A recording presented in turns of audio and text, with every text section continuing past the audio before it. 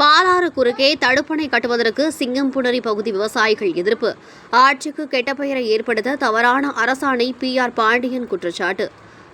மதுரை மாவட்டம் சூரப்பட்டி அருகே பாலாறு குறுக்கே தடுப்பணை கட்டுவதற்கு சிவகங்கை மாவட்டம் சிங்கம்புணரி பகுதி விவசாயிகள் தொடர்ந்து போராட்டத்தில் ஈடுபட்டு வருகின்றனர்.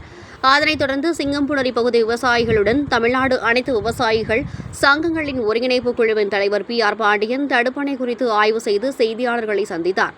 அப்போது மாவட்டத்தில் பாலாறு உற்பத்தியாகி மதுரை, ராமநாதபுரம், சிவகங்கை மாவட்டம் வழியாக கடலில் சென்று கலக்கிறது. இந்த ஆற்று வழியோரம் 600 ஏரிகள், குளங்கள் நீர் நிரப்பப்படுகிறது. ஆண்டுதோறும் மழை காலத்தில் வரக்கூடிய உபரி நீரை கொண்டுதான் இந்த குளங்கள் நிரப்பப்பட்டு அங்கு இருக்கிற லட்சக்கணக்கான ஏக்கர் சாகுபடி செய்யப்படுகிறது. நிலத்தடி நீர் பாதுகாக்கப்படுகிறது. இந்த நிலையில் சூரப்பட்டி அருகே சூரப்பட்டி கிராமத்துக்கும் பயனில்லாத வகையில் தனியார் தண்ணீர் விற்பனை ஆலைக்கு ஆதரவான வகையில் இந்த இடத்தில் ஒரு தடுப்பணை தளமட்டத்திலிருந்து 6 அடி உயரத்தில் அமைக்கப்படுகிறது. தளமட்ட சுவரும் 2 பக்கம் ரெக்கைக்கான சுவர் அமைப்பதில் இந்த பகுதி விவசாயிகளுக்கு எந்த தடையும் இல்லை.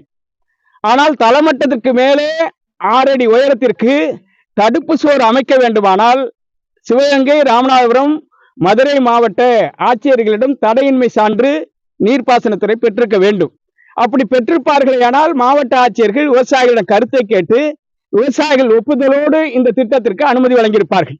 ஆனால் தனியார் தண்ணீர் விற்பனை நிலையத்துக்கு ஆதரவாக நீர்ப்பாசனத்துறை மறைமுகமாக இந்த சதி திட்டத்தை அரங்கேற்றி ஒட்டுமொத்தமாக 600 பாசன குளங்களையும் நிலத்தடி நீரையும் 500க்கும் மேற்பட்ட கிராமங்களில் அடியோடு அழிக்கிற நடவடிக்கையில் நீர்ப்பாசனத்துறை ஈடுபட்டிருப்பதை வன்மையாக கண்டிக்கிறோம். இப்படி அரசினுடைய நிதி 9.5 கோடி ரூபாயை தனிநபரிடமிருந்து ஆதாயம் பெறுவதற்காக நீர்ப்பாசனத்துறை இப்படி ஒரு தடுப்பு சுவர் ஏற்படுத்துவதை இந்த பகுதி விவசாயிகள் அனுமதிக்கவில்லை. 500 கிராம மக்கள் தொடர்ந்து போராட்டம் நடத்தி வருகிறார்கள். அதிகாரிகள் தவறான தகவலை ஆட்சியாளர்களுக்கு சொல்லுகிறார்கள். கடந்த ஆட்சியில் ஊழல் முறைகேடு நடந்ததாக, தற்போது ஊழல் முறைகேடு இல்லாமல் மக்களாட்சி நடத்துவேன் என்று சொல்லுகிற முதலமைச்சர் இப்படி மக்கள் கூடி நின்று போராடுகிற போது மக்களுடைய கருத்தை காதில் வாங்கி அதற்கு உரிய தீர்வு காணுவதற்கு தமிழ்நாடு முதலமைச்சர் உரிய உத்தரவிட வேண்டும். நீர்ப்பாசனத்துறை அமைச்சர் எந்த எதிர்பார்ப்பும் இல்லாமல் செயல்படுகிற புசி ஆனந்த் அவர்கள் இது குறித்து முழுமையான ஆய்வுக்கு உட்படுத்த வேண்டும்.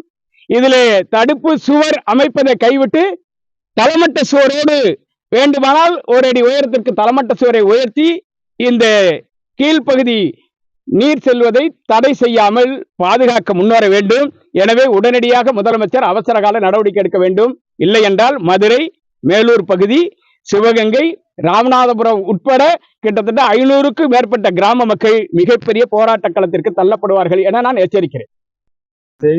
அதிகாரிகள் செய்தி எப்படி பாருங்க? 3 மாதங்களுக்கு முன்னால் இருந்தது வேறொரு ஆட்சி. இன்றைக்கு 1.5 மாதம் கூட இன்னும் நிறைவடையவில்லை. இந்த ஆட்சிக்கு உண்மை நிலையை எடுத்து சொல்ல வேண்டியது அதிகாரிகள், உளவு பிரிவு காவலர்கள். ஆனால் இவர்கள் இந்த இடத்தில் இருக்கிற உண்மை தன்மையை அரசுக்கு சொல்லுகிறார்களா உளவு பிரிவு என்பது எங்களுக்கு சந்தேகமாக இருக்கிறது. உளவு பிரிவினுடைய கூடுதல் IG அவர் மிக நேர்மையானவர். ஆகவே அவருக்கு இந்த மதுரையில் பணியாற்றிய அனுபவம் இருக்கிறது. இந்த பாலாறு பற்றியான அனுபவமும் இருக்கும். எனவே அவர் உண்மை நிலையை முதலமைச்சருக்கு எடுத்துரைப்பார் என்று நம்புகிறோம். இந்த மதுரை மாவட்டத்தில், சிவகங்கை மாவட்டம், ராமநாதபுரம் மாவட்டத்தில் இருக்கிற உளவு பிரிவு அரசுக்கு உண்மை நிலையை தெளிவுபடுத்த வேண்டும். நீர்ப்பாசனத்துறை தவறான வகையில் தகவலை சொல்லி தனிநபர்களிடம் சுயநலத்திற்காக போடப்பட்ட இந்த திட்டங்களை எப்படி அவர்கள் கைவிடுவார்கள்?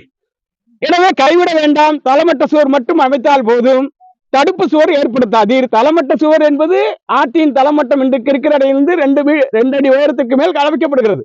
அதற்கு மேலே 6 அடி உயரத்துக்கு தடுப்பு சுவர் அமைத்தால் இந்த பகுதி பாதிக்கப்படும் என்பதுதான் அவங்களுடைய கூற்றாக இருக்கிறது.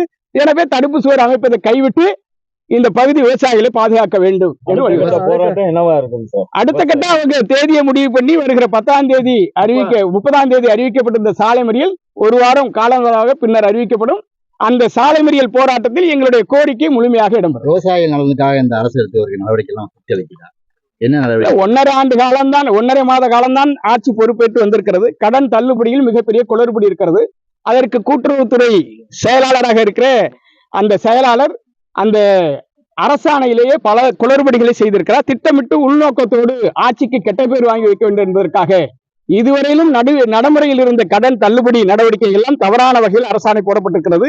ஒரு குடும்பத்திற்கு ஒருவருக்குத்தான் ஒரு குடும்ப அட்டையில் பெயர் இருந்தால் ஒருவருக்கு மட்டும்தான் கடன் என்பதெல்லாம் இது அந்த துறை கூட்டுறவுத்துறையுடைய செயலாளர் அமுதா IAS அவருடைய தனித்த பழிவாங்கு நடவடிக்கையாக இருக்கிறது. இது விவசாயிகளை பழிவாங்கும் நோக்கம் இருக்காது.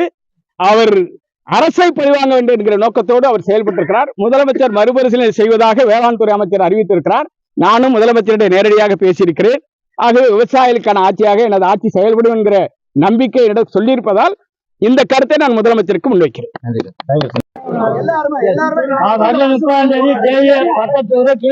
சொல்லியிருக்காங்க ஒரு 600 பாசனம் இருக்கு எங்களுக்கு பாதிப்புன்னு சொல்லியிருக்காங்க. அவங்க எங்களுக்கு ஆகாம போயிடலாம், எந்த விவசாயத்துக்கு ஆகாம போகல. நாங்க அவங்களோட சப்போர்ட் பண்ணி ஆகாம போனாலும் பரவாயில்ல.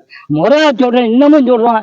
இந்திரா நகர் பொட்டப்பட்டி எல்லாம் ஒண்ணு சேர்ந்து 100 அடி போட்டா அவங்களுக்கும் பயன்படும், எங்களுக்கும் பயன்படும். இது அனாமத்தா போறதை நாங்க ஒத்துக்கிறது இல்ல.